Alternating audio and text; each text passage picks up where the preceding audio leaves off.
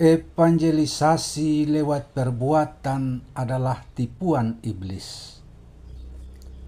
Saudara-saudari terkasih dalam Kristus, di tengah derasnya arus informasi dan maraknya konten-konten anti-Katolik di media sosial seperti YouTube dan Facebook, kita kembali dihadapkan pada tuduhan yang menyesatkan dan menyakitkan.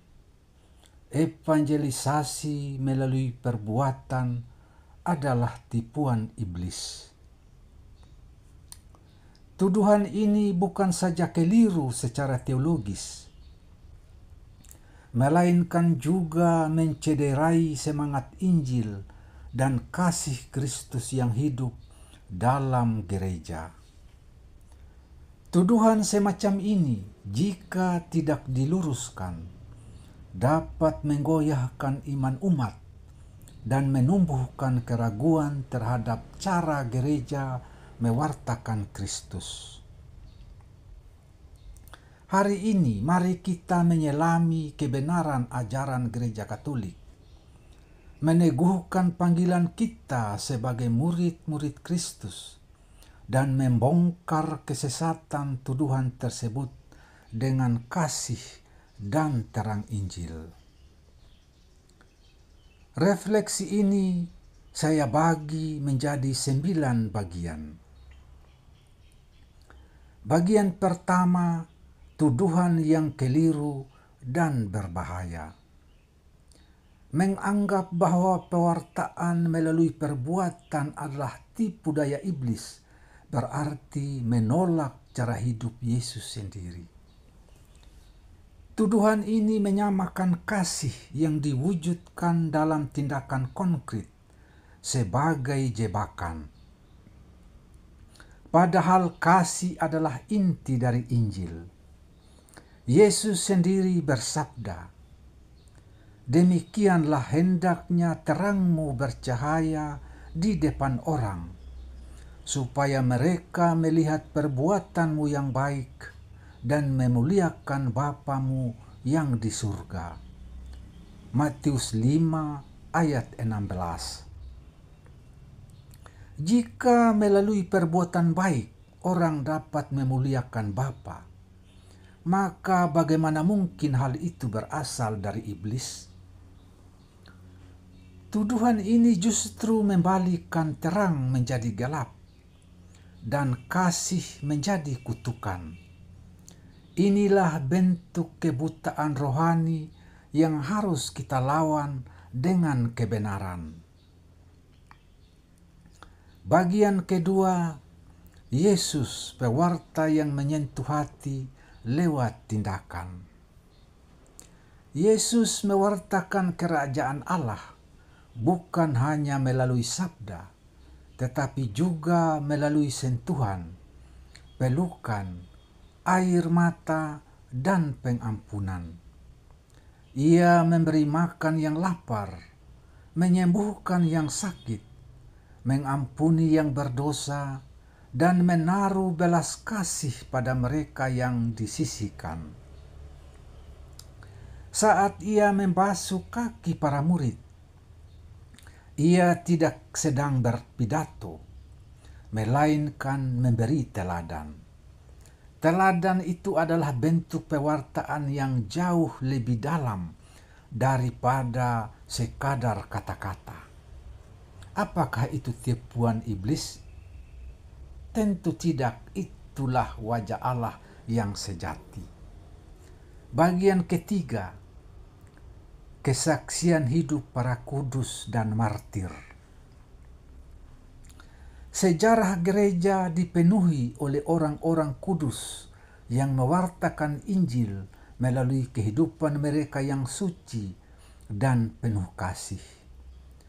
2 contoh luar biasa adalah Santo Fransiskus dari Assisi dan Santa Teresa dari Kalkuta. Santo Fransiskus dari Assisi hidup pada abad ke-13 dan dikenal sebagai orang yang meninggalkan kekayaan dan kenyamanan duniawi demi mengikuti Kristus secara radikal.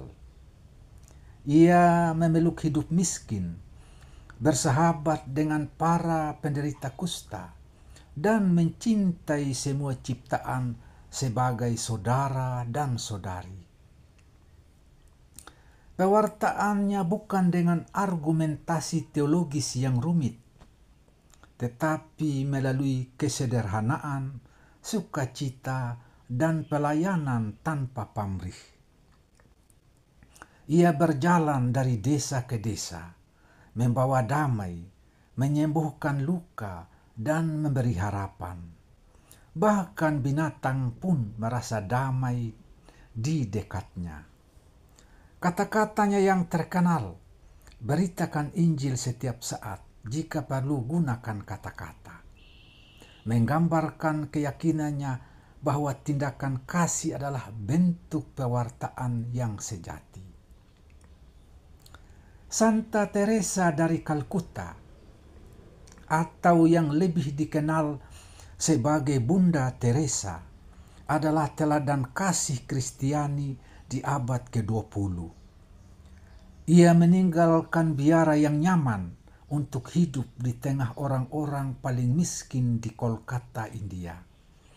Ia melayani orang-orang sekarat di jalanan, membersihkan luka mereka, menyuapi mereka, dan menemani mereka hingga akhir hayat.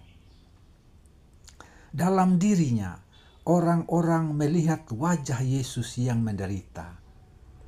Bunda Teresa tidak berbicara banyak tentang Allah dalam mimbar, tetapi seluruh hidupnya adalah khotbah yang hidup. Dunia mendengar Injil melalui sentuhan tangannya yang lembut dan doanya yang penuh cinta. Ia berkata, "Kita tidak bisa melakukan hal-hal besar, tetapi kita bisa melakukan hal-hal kecil dengan cinta yang besar." Apakah perbuatannya adalah tipuan iblis? Tentu tidak. Justru melalui kasihnya, jutaan orang kembali merasakan belas kasih Allah. Para martir awal gereja tidak selalu berkhotbah, namun kesetiaan, keberanian, dan kasih mereka menjadi kesaksian yang menggugah hati banyak orang dan membuka jalan bagi pertobatan. Apakah itu pekerjaan iblis? Tidak, itu adalah buah Roh Kudus. Bagian keempat, iman tanpa perbuatan adalah mati. Santo Yakobus dengan tegas menulis, iman tanpa perbuatan adalah mati. Yakobus 2 ayat 17. Pewartaan yang hanya berhenti pada argumentasi tanpa diwujudkan dalam tindakan kasih adalah hampa. Bahkan bisa menjadi batu sandungan. Dunia tidak hanya butuh pengkhotbah, tetapi juga butuh saksi yang hidup, nyata, dan mengasihi. Bagian kelima, evangelisasi melalui perbuatan, jembatan menuju sabda. Seringkali sebelum seseorang siap mendengar tentang Yesus, ia terlebih dahulu perlu merasakan kasih-Nya melalui tindakan kita. Perbuatan kasih menjadi jembatan yang menghantar seseorang kepada sabda.